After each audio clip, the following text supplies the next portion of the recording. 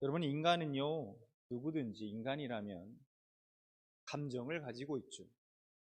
기쁨이나 노여움, 슬픔, 즐거움 등등의 감정을 가지고 있습니다. 이 감정이 없는 사람은 없습니다. 이런 감정들은 하나님이 인간에게 주신 선물입니다. 하나님은 인간에게는 다른 피조물과는 다른 차원이 다른 그런 지정의를 갖게 하셨습니다. 그래서 인간에게 있어 기뻐할 상황에 기뻐할 줄 알고, 그리고 화가 나는 상황에서는 또 화를 낼 줄 알며, 슬픈 상황에서는 슬픔의 감정을 표현하며, 즐거운 상황에서는 즐거워할 줄 아는 것, 그것이 매우 중요합니다. 여러분, 기뻐할 상황인데도 불구하고 기뻐할 줄 모르고 오히려 슬퍼한다면, 눈물을 뚝뚝 흘린다면 어떨까요? 누가 봐도 슬픈 상황인데 오히려 막 웃고 즐거워하고 기뻐한다면 또 어떨까요? 여러분, 혹시 이런 사람이 어디 있을까 이렇게 생각하실 수도 있겠지만, 여러분, 우리는 알고 있습니다. 현대인들이 앓고 있는 감정적 질환들이 얼마나 많은지 우리는 알고 있어요. 우울증이나 조울증, 또 분노 조절 장애 등과 같은 그러한 감정 질환을 앓고 있는 현대인들이 정말 많다는 것이죠. 감정이 제 기능을 하지 못하는 거예요. 고장이 난 것이죠. 우리는 우리의 감정을 올바르고 바르게 사용하고 다스리는 것이 매우 중요합니다. 저는 오늘 말씀을 통해서 인간의 부정적 감정 중에 하나인 이 낙심의 문제를 좀 다루고자 합니다. 낙심, 살면서 낙심하지 않은 사람, 낙심해보지 않은 사람은 아마 한 사람도 없을 것입니다. 더군다나 우리가 코로나 시기를 한 2년 이상의 그 시간 동안 이렇게 쭉 겪어오면서요, 많은 사람들이 이 낙심, 특히 이 낙심과 좌절, 절망이라는 이 부정적 감정들을 겪어왔을 거라 생각이 듭니다. 특히 비즈니스 하시는 분들이요, 얼마나 이 상황이 어렵습니까? 그런 속에서 낙심할 수밖에 없죠. 또 병에 걸려서, 그 코로나 바이러스에 걸려서 또 심하게 또 건강을 잃어버리고, 그런 가정을 지켜보는, 또 옆에서 지켜보는 가족들의 또 마음, 낙심될 수밖에 없죠. 사실 저도 마찬가지입니다. 솔직히 말씀을 드리면 코로나가 딱 시작될 때는, 그래도 제가 말씀을 한번 드렸던 것 같은데 빨리 끝날 줄 알았습니다. 이게 이렇게 장기화될 줄은 몰랐어요. 그래서 여러 가지들 아마 3월부터 시작된 걸로 기억하는데요, 2019년. 여러 가지 계획들을 이렇게 준비하고 한 해를 좀 시작해 보려 했는데 아무것도 할 수 없는 상황이 되어버렸습니다. 그리고 한 2년 후에 또 시간이 이렇게 쭉 흘러오고, 함께 모여서 예배하는 것조차 불가능하고, 그렇게 시간이 흘러서 이제 올해 들어서 이제 또다시 이제 새롭게 조금 이제 해보자 해서 여러 또 사역의 어떤 계획들을 좀 잡아보고 했는데, 그래서 이제 좀 해보려고 하니까 또 오미크론 바이러스가, 변이 바이러스가 또 퍼져서 몇천 명씩 나오고 막 이렇게 됨으로 인해서 또 모든 것들이 또 멈춰버리는 그런 상황에 벌어졌습니다. 그리고 지금도 진행 중인 상황이죠. 저도 한 사람의 목회자이자 인간으로서 그런 순간순간을 맞이할 때 굉장히 좌절되고 낙심되는 마음들이 찾아오더라는 것이죠. 이게 될까? 가능할까? 이제 어떻게 해야 되나? 어떻게 됩니까, 하나님이라고 하나님께 묻지 않을 수 없고, 하나님 앞에 기도하고 엎드리지 않을 수 없다라는 것이죠. 어쨌든 이런 낙심이 사람이라면 누구든지 찾아올 수밖에 없다. 피할 수 없다라는 것이죠. 여러분, 낙심이 무엇입니까? 먼저 이 낙심이라는 한자를 좀 보면은요, 떨어질 낙자에 마음 심자로 되어 있죠. 그러니까 어떤 일로 인하여 마음이 절벽에서 완전히 떨어져서 기운을 잃어버린 상태를 말합니다. 신구약 성경에서 발견되는 의미로 낙심은요, 내가 어떤 노력을 하여서 어떤 결과를 기대했으나 원하는 것과 반대되는 결과를 얻게 됨으로써 오는 그 심리적으로 또 육체적으로 완전히 의욕을 잃고 실망하고 슬퍼한 마음 상태라고 말할 수 있습니다.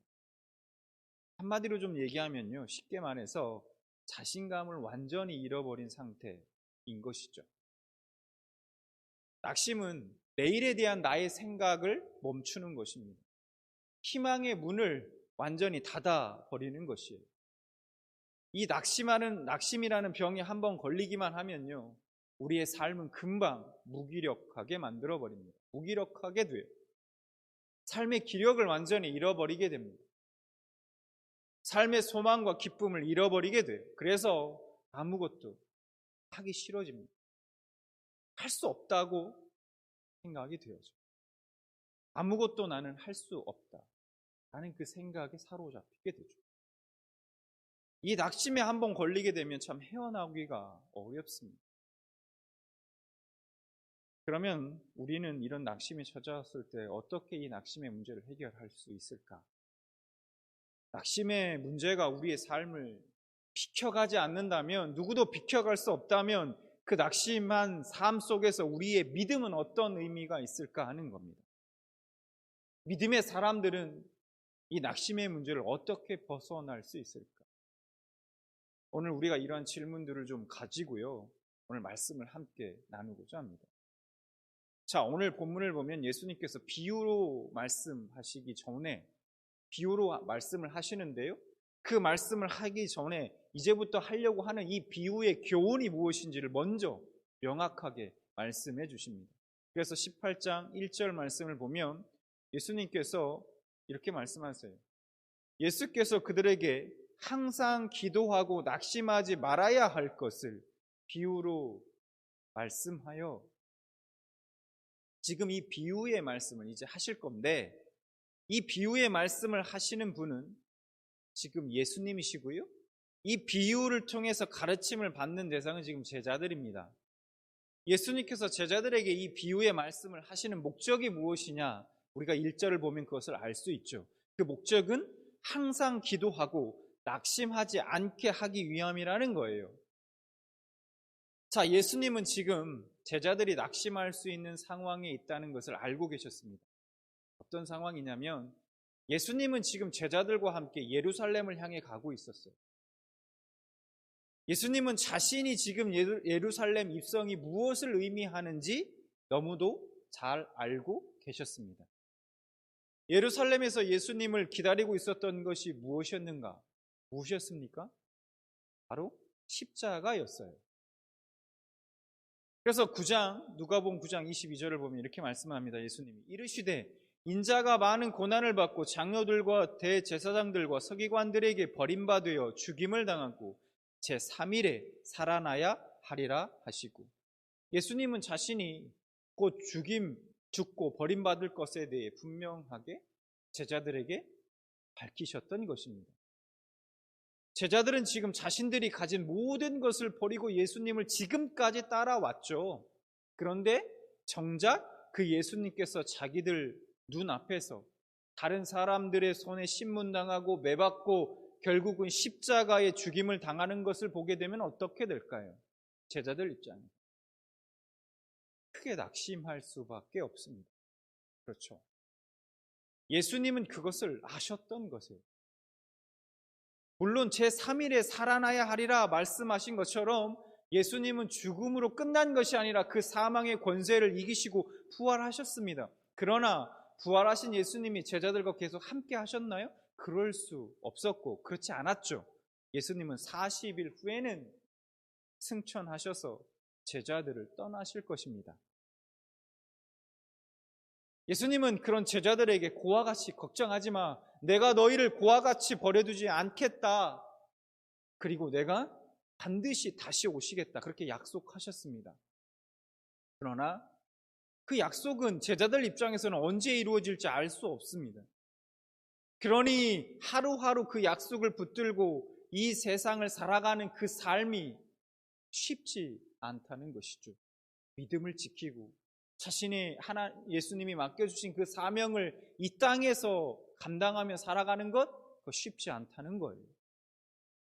언젠가 다시 오실 그분을 기다리며 신앙과 믿음을 지키며 사명을 감당하면서 세상에서 오는 수많은 그 핍박과 고난을 견디는 것, 그것은 절대로 만만한 삶이 아닙니다.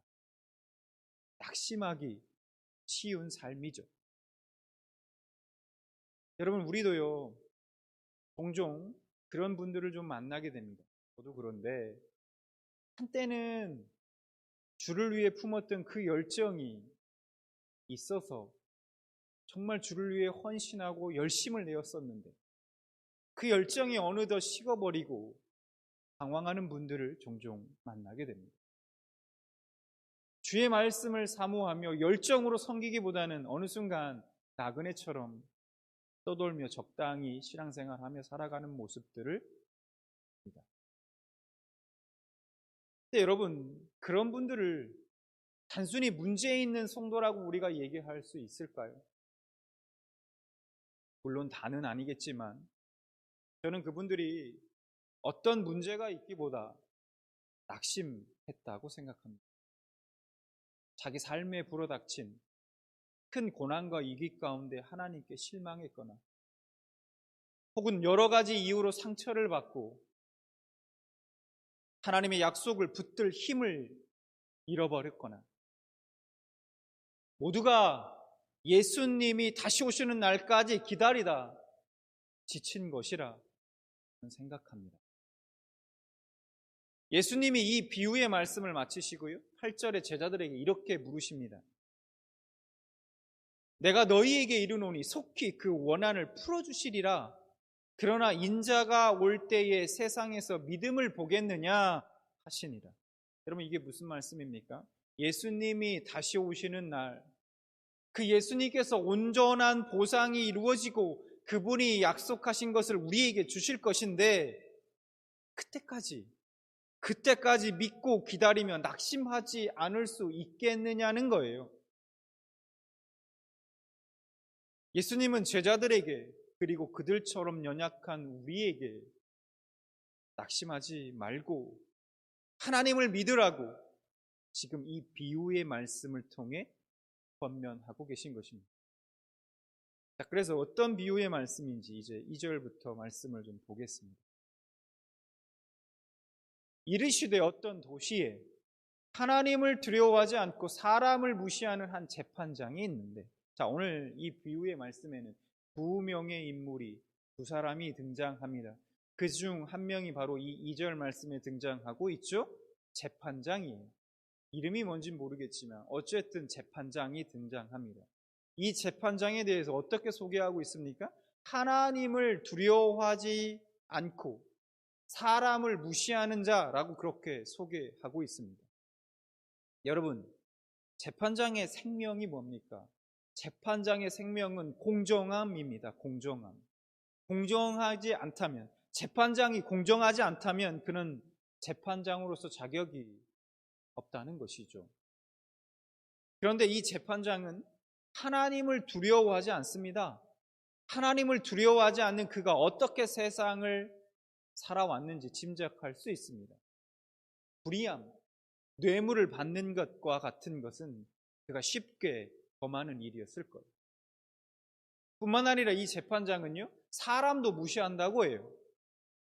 사실 하나님을 두려워하지 않으니까 어쩌면 당연한 결과일지도 모르겠습니다. 사람들이 자기를 어떻게 보는지 신경 쓰지 않습니다. 판결의 대상이 어떤 피해를 입게 될지 그런 건 관심이 없어요. 오직 자신의 이득에만 관심이 있는 정말 최악의 재판장입니다. 그래서 예수님은 그를 한마디로 정의하고 있어요. 18장 6절에 주께서 또 이르시되 불의한 재판장이 말한 것을 들으라. 불의한 재판장이라 예수님은 말씀하고 있습니다. 자, 또 다른 한 명의 인물이 3절에 등장합니다. 그 도시에 한 과부가 있어 자주 그에게 가서 내 원수에 대한 나의 원한을 풀어주소서 하되, 여러분, 당시 사회에서, 유대 사회에서 여성과 어린아이들은, 그 어린아이들의 인격은요, 완전히 무시되고 경시되던 그런 사회였습니다. 그런 사회에서요, 보호해줄 남편마저 없는 이 과부는 궁핍할 수밖에 없고 차별당하기 쉬운 그런 사회에서, 당시 사회에서 약자 중에 약자였습니다. 과부라는 것, 과부는. 근데 하나님은 이런 약자들을 공동체에서 각별히 돌보도록 율법을 통해 정해 놓으셨습니다. 그런 과부가, 한 과부가 어느 날 자신의 원한을 풀어줄 것을 요구하기 위해서 불의한 재판장을 찾아갔습니다. 얼마나 억울한 일을 당했으면 불의한 재판장을 찾아갔을까요? 어쨌든 원한을 풀어주십사 간청하기 위해서 이 불의한 재판장을 찾아갔어요. 그런데 문제는 그 재판장은 하나님을 두려워하는 자가 아닙니다. 더군다나 사람을 무시하는 사람 아닙니까? 그러니 그 악한 재판장이 그 과부의 요구를 들어줄 리 없습니다. 자, 그 악한 재판장은 얼마 동안 그 과부의 요청을 무시하고 듣지 않았습니다. 계속 찾아가서 그 원한을 풀어주십사 계속해서 간청했는데 얼마 동안 그 과부의 요청을 무시하고 듣지 않았어요. 그래서 4절에 이렇게 말씀하죠. 그가 얼마 동안 듣지 아니하다가. 그래서 우리 생각에는 포기할 만도 하지 않습니까? 아무리 얘기해도 듣지 않아요. 그러면 안 되는구나. 포기할 만도 한데 그 과부는 포기하지 않았습니다. 자신의 청원이, 간청이 계속해서 무시되는 것을 보면서 지치고 낙심할 만도 한데 그녀는 그렇지 않았습니다. 오히려 먼저 백기를 든 것은 그 재판장이 아니라, 과부가 아니라 재판장이었다는 것이죠. 하루는 그 재판장이 이런 생각을 합니다. 18장 4절과 5절. 생각하되 내가 하나님을 두려워하지 않고 사람을 무시하나 이 과부가 나를 번거롭게 하니 내가 그 원한을 풀어주리라. 그렇지 않으면 늘 와서 나를 괴롭게 하리라. 그럼 보통 악한 사람은 자기 자신이 악하다는 걸 잘 모르는데 이 재판장은 자신에 대해서 좀 잘 알고 있었어요. 자기 스스로가 악하다라는 걸 알고 있었다는 거예요. 자, 어쨌든 자신이 아무리 내가 하나님을 두려워하지 않고 사람을 무시하는 악한 사람인지만 그 과부를 더 이상 무시할 수 없다고 그렇게 말합니다. 왜요? 그 과부가 계속해서 나를 괴롭게 하리라 라는 거예요. 그 이유가 다른 게 아니라 계속해서 나를 귀찮게 하고 괴롭게 할 것 같으니 내가 간청을, 그 원한을 내가 풀어주겠다 이렇게 생각했던 겁니다. 재미있는 것은요, 이 5절에 괴롭게 하다라는 것을 원문을 좀 보면 직역하면 이런 뜻이 됩니다. 내 눈밑을 때리다 이런 뜻이 됩니다. 내 눈밑을 때리다. 그 과부가 자신에게 한 방 먹였다는 거예요. 계속해서 찾아오고 간청하고 호소하는 그 여인으로 인해서 내가 성가시고 지쳤을 뿐만 아니라 자기 얼굴에 드디어 먹칠까지 하게 생겼다는 것입니다. 그리고 예수님은 6절에 이 불의한 재판장이 말한 것을 들으라 이렇게 말씀하셨습니다. 6절을 보면 주께서 또 이르시되 불의한 재판장이 말한 것을 들으라. 무슨 말입니까? 그 재판장이 한 말을 잘 생각하고 교훈을 거기에서 얻으라는 거예요. 그러면 여기에 어떤 교훈이 숨어 있을까? 하는 것이죠. 17절 말씀을 보겠습니다. 하물며 하나님께서 그 밤낮 부르짖는 택하신 자들의 원한을 풀어주지 아니하시겠느냐? 그들에게 오래 참으시겠느냐? 여러분, 여기서 하물며라는 부사를 통해서 앞 뒤에 등장하는 인물을 비교하고 있습니다. 불의한 재판장과 비교되는 대상은 누구입니까? 바로 하나님이십니다. 하나님은 그 불의한 재판장과는 전혀 다른 성품을 가지고 있죠. 신명기 10장 17절 18절 보면 모세는 하나님의 성품을 이렇게 묘사하고 있습니다. 너희의 하나님 여호와는 신 가운데 신이며 주 가운데 주시요 크고 능하시며 두려우신 하나님이시라. 사람을 외모로 보지 아니하시며 뇌물을 받지 아니하시고 고아와 과부를 위하여 정의를 행하시며 나그네를 사랑하여 그에게 떡과 옷을 주시나니. 그렇습니다. 우리 하나님은 신 가운데 신이며 주 가운데 주시며 크고 능하시며 위대한 재판장이십니다. 또한 하나님은 사람을 외모로 보지 않고 판결을 굽히지 않으시며 뇌물을 받지도 않으시는 공의의 재판장이십니다. 마지막으로 하나님은 고아와 과부, 나그네를 사랑하시고 돌아보시는 사랑과 인자하신 재판장이십니다. 지금 예수님은 그런 하나님께서 밤낮 부르짖는 택하신 자들의 그 원한을 풀어주지 아니하시겠느냐라고 제자들에게 묻고 계십니다. 악한 재판장이 과부의 요청을 얼마 동안 듣지 않은 것처럼 너희의 그 부르짖음을 듣지 않고 무시한 채 오래 지체하겠느냐라고 그렇게 반문하시는 것입니다. 18장 8절 후반절을 보면 내가 너희에게 이르노니 속히 그 원한을 풀어주시리라. 하나님은 믿는 택하신 자들의 부르짖는 소리를 모른 채 하시거나 절대 무시하지 않으십니다. 예수님은 지금 비유의 말씀을 통해서 이와 같은 사실을 믿으라, 의심하지 말고 믿으라고 강력하게 요구하고 계신 것입니다. 여러분 생각해 보십시오. 굳이 이러한 비유를 드실 필요가 없어요. 그냥 1절 말씀으로 끝내시면 됩니다. 항상 기도하고 낙심하지 말아라. 그냥 그렇게 하시면 됩니다. 그런데 그 말씀을 제자들에게 강력하게 요구하기 위해서 지금 이 비유의 말씀을 하고 계신 거예요. 굳이. 근데 우리는 하나님께 잘 구하지 않죠. 왜일까요? 여러 가지 이유가 있을 수 있습니다. 저는 생각해 봤어요. 그런데 어쩌면 우리가 하나님께 구하지 않는 것은 하나님을 이 불의한 재판장인 것처럼 여기고 있기 때문인지도 모릅니다.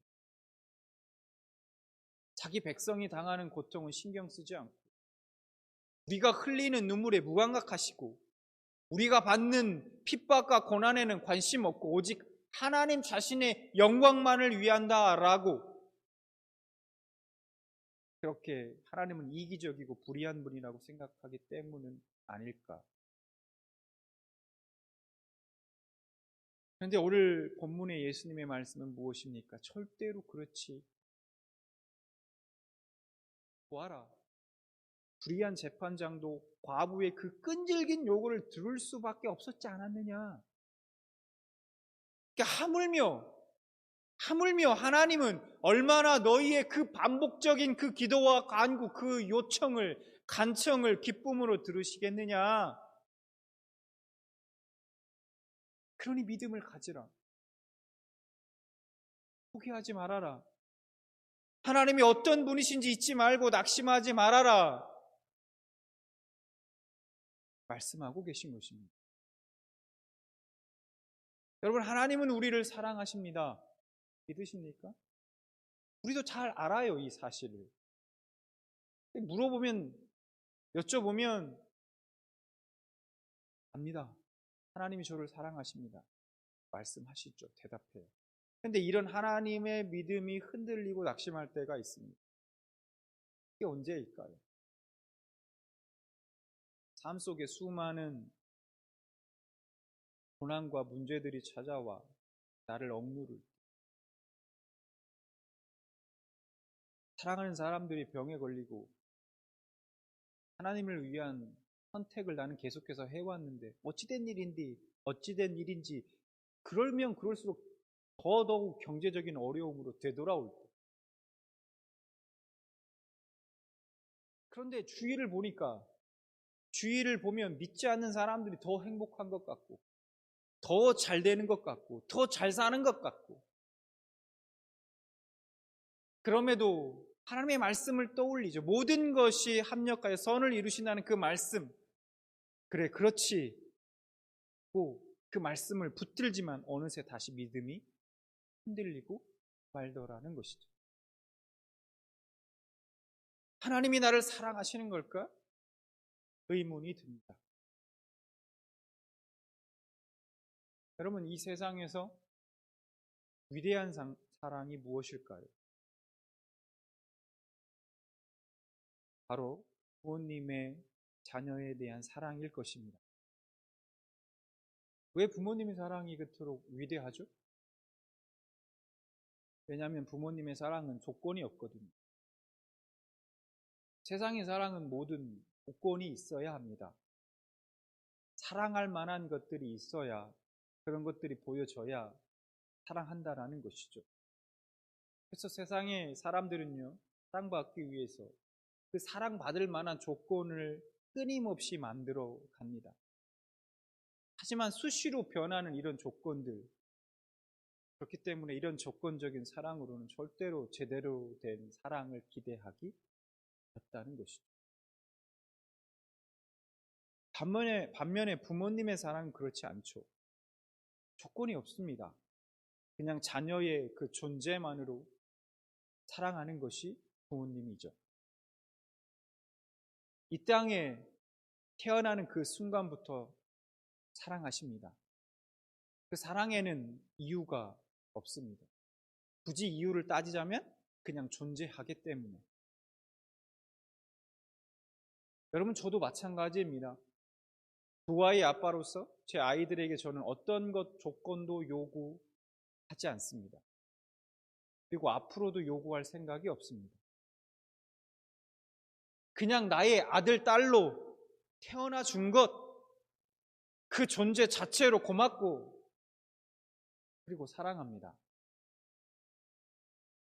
솔직히 때로는 자녀로 인해 속이 상할 때도 있어요.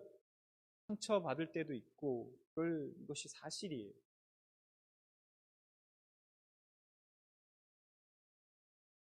시온이가 저기 있어서 좀 그러네요. 시온이가 내 얘기하나 아빠가 그럴 텐데, 상처받을 때도 있고 상할 때도 있죠. 이왕이면 공부도 잘했으면 좋겠고, 말도 좀 더 잘 들었으면 좋겠고, 속 썩이는 일을 좀 하지 않았으면 좋은데, 여러분, 모든 자녀들이 다 내 마음 같습니까? 그렇지 않죠. 그런데 부모는 어떻습니까?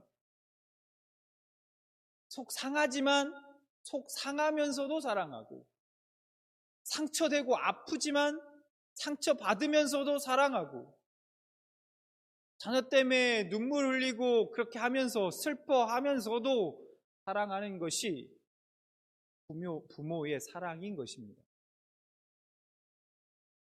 여러분, 이것이 또한 하나님 아버지의 사랑이라는 것입니다. 예수님이 이렇게 말씀하십니다. 마태복음 7장 9절부터 11절을 보면 이렇게 말씀하세요. 너희 중에 누가 아들이 떡을 달라 하는데 돌을 주며 생선을 달라 하는데 뱀을 줄 사람이 있겠느냐? 너희가 악한 자라도 좋은 것으로 자식에게 줄 알거든.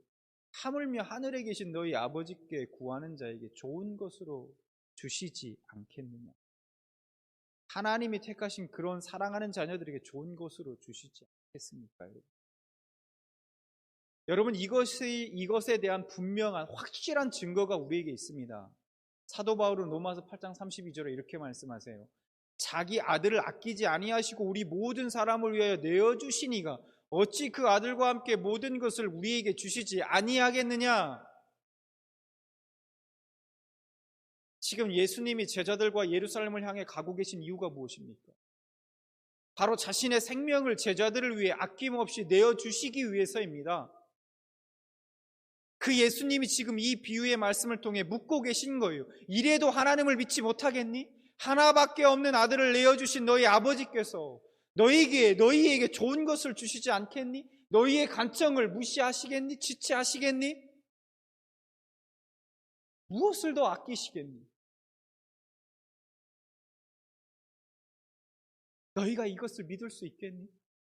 라고 묻고 계신 겁니다. 여러분, 우리는 세상에서 내가 어찌할 수 없는 문제들을 만났을 때 낙심하지 말아야 할 충분한 이유를 가지고 있어요. 그것은 전능하신 하나님이 우리의 아버지 되시기 때문입니다. 우리가 슬프고 괴롭고 고통스러운 일 가운데 낙심하지 말아야 할 그 이유가 있다는 거예요. 뭡니까? 그것은 우리의 눈물을 닦아주시는 공의와 사랑의 하나님이 바로 우리의 아버지 되시기 때문입니다. 여러분, 그런 아버지를 믿으십니까? 여러분의 그 하나님이 여러분의 아버지 되심을 믿으시냐는 거예요. 그 아버지 하나님을 사랑하십니까? 여러분, 그렇다면 망설이지 마십시오. 뭘 망설이십니까? 여러분, 의심하지 마십시오. 무엇을 의심하십니까? 하나님 앞에 나아가십시오. 아버지 앞에 나아가 구하십시오. 항상 기도하십시오. 오늘 주님의 말씀처럼 그분을 의지하시기 바랍니다. 다윗은 시편 42편 5절에 자신 스스로에게 이렇게 외치고 있어요. 내 영혼아, 네가 어찌하여 낙심하며 어찌하여 내 속에서 불안해하는가? 너는 하나님께 소망을 두라. 그가 나타나 도우심으로 말미암아 내가 여전히 찬송하리로다. 지금 다윗은 자기 자신을 향해서 부르짖고 있습니다. 어찌하여 낙심하느냐? 어찌하여 불안해하느냐? 내 인생아, 하나님을 좀 바라보자. 하나님께 소망을 좀 두라. 자기 스스로에게 외치고 있는 거예요. 하나님께 소망을 둘 때 낙심이 변하여 찬송이 될 것이라고 지금 다윗은 고백하고 있습니다. 그렇습니다. 우리가 낙심하는 경우는 상황 때문에 낙심하는 것이 아닙니다. 그 상황 속에서 하나님을 잃어버리고 더 이상 하나님께 소망을 두지 않기 때문이에요. 전능하신 하나님, 살아서 역사하신 하나님을 신뢰하지 않기 때문에 낙심합니다. 여러분, 예수님이 오늘 본문의 말씀 8절 말씀에서 우리에게 이렇게 묻고 계십니다. 다시 8절 말씀을 보겠습니다. 그러나 인자가 올 때 세상에서 믿음을 보겠느냐? 여러분, 주님의 이 질문에 대해서 여러분은 어떻게 대답하시겠습니까? 네, 주님, 내 믿음을 제가 보여드리겠습니다. 저는 주님을 믿습니다. 나를 향한 그 사랑을 의심하지 않습니다. 그러므로 저는 어떠한 상황과 환경 속에서도 항상 주님을 의지하고 기도하고 낙심하지 않겠습니다. 그러니 주님, 어서 오시옵소서. 이 대답이 저와 여러분의 대답이 되시길 진심으로 축원합니다.